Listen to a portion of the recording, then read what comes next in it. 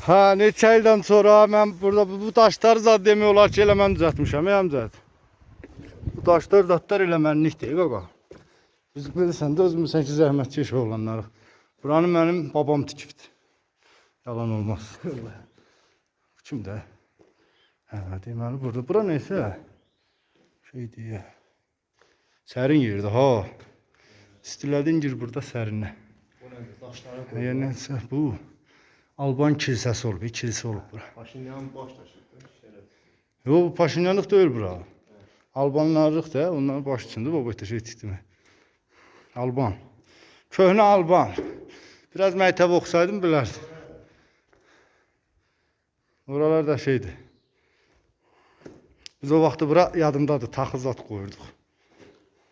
Sənin yadına gəlməz. Bu nədir? Çox qəribə yerdir, ha.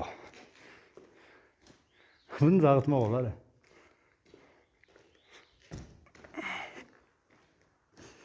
Hə.